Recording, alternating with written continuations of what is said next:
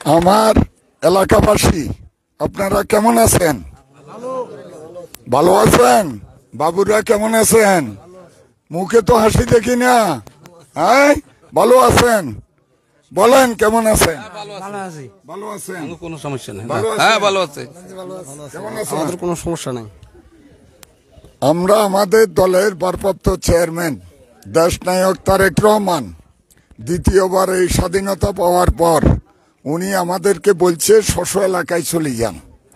আমরা আমাদের এলাকায় চলে আসছি আমাদের সকল নেতৃবৃন্দকে নিয়ে। কি কারণে আসছি?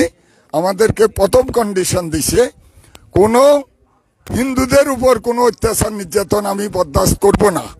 যে বা যারা এটার সাথে জড়িত থাকে তাকে দল থেকে তাৎক্ষণিক বহিষ্কার করা হবে। সেই মোতাবেক আমরা আসছি।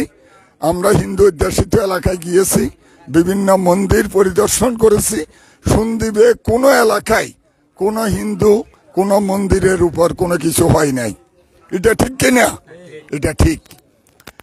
তারপরেও আমি আপনাদেরকে অভয় দিচ্ছি, যদি দূর থেকে, কারণ কিছু শয়তান তো আছে, এরা সব সময় থাকে। এরা 10 দিন আগে আওয়ামী লীগ করছে, এখন আমাদের মিছিলে চলে আসছে। এই জাতীয় শয়তানরা রাতের অন্ধকারে কিছু করতে পারে।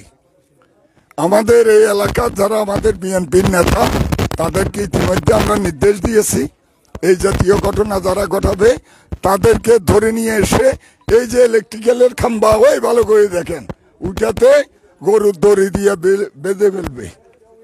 তারপর নেভিকে অথবা আমাকে খবর দিবে, আমরা নেভিকে নিয়ে আসি, হ্যান্ড ওভার করে দেব। বুঝছেন? এইখানে কোনো ছাড় নাই। আপনারা সংখ্যালঘু নাও, মন দুর্বল করবেন না। আপনারা, আমাদের নেতা বলেছে, বিএনপি নেতৃবৃন্দ মনে করে বাংলাদেশে 55,126 বর্গ মাইলের মুসলিম, হিন্দু, বৌদ্ধ, খ্রিস্টান, সাকমা, মানমা সব বাংলাদেশি। আমাদের মধ্যে কোনো ভেদাভেদ নাই। আমরা এক দোকানে বসে চা খাই না, এক স্কুলে লেখাপড়া করছি না, এক রাস্তা দিয়ে একসাথে হাঁটছি, তাহলে কিসের ভেদাভেদ? মৃত্যুর পরে আমিও মাটির নিচে, তোমরাও মাটির নিচে তো টাকা পয়সা নিয়ে যেতে পারবে, ধন সম্পদ নিয়ে যেতে পারবেন, কিছুই নিয়ে যেতে পারবেন না। 2 দিনের দুনিয়ায় এগুলার কোনো দরকার নাই। অত্যাচার নির্যাতন এগুলা বন্ধ করতে হবে। বিএনপির কমিটমেন্ট, রাত্রে যতটা ইচ্ছা হাঁটবেন, কেউ তু শব্দ আপনাদেরকে করতে পারবে না। আমি আপনাদেরকে নিশ্চয়তা দিচ্ছি। এই সকল রাস্তাঘাট এগুলো আমাদের আমল হয়েছে, অথচ প্রতিদিন টিভির পর্দায় দেখতাম উন্নয়নের জোয়ার বসাই দিছে। এখন রাস্তার উপর পানি কেন? কোথায় উন্নয়ন তারা লুটপাট করেছে। এক এক নেতা কোটি কোটি টাকার মালিক হয়েছে। কিভাবে হয়েছে? চুরি করি হয়েছে, লুটপাট করি হয়েছে। কাজেই এই কারণে হাসিনার পতনের পর হাসিনা একা পলাইছে, লগে কেউ নাই। দলের প্রধান রাতের অন্ধকারে পলাইছে তার নেতা কর্মীদেরকে রেখে। আমরা কেউকে গায়ে হাত দিই নাই। তারা তাদের এত পাপ করছে, অটোমেটিকলি পলাই চলে গেছে। আমি আপনাদের সময় নেব না।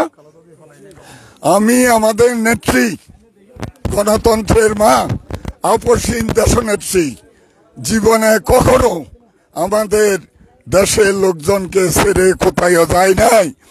এই বয়সে ওনার উপরে তো নির্যাতন হয়েছে, ওনাকে কারাগারে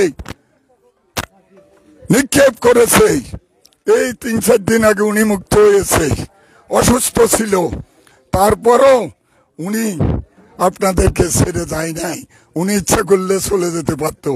আমাদের প্রিয় নেতা তারেক রহমান আপনাদেরকে সালাম দিয়েছে, ধৈর্য ধারণ করার জন্য বলেছে, এবং এই যে সরকার, এই সরকারকে সহযোগিতা করার জন্য বলেছে।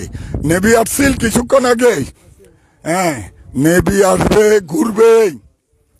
কোনো অসুবিধা হলে নেভিকে বলবেন, ধরে নিয়ে এমন পিটাবে। কালকে দেখছেন গোপালগঞ্জে ধরিয়া কিভাবে পিটেছে আর্মি। আমাদের কথা শুনবে না। হ্যাঁ, সন্ত্রাসীদেরকে পিটাবে, লুটপাটকারীদেরকে পিটাবে, আর ভালো লোককে সম্মান করবে, সালাম করবে।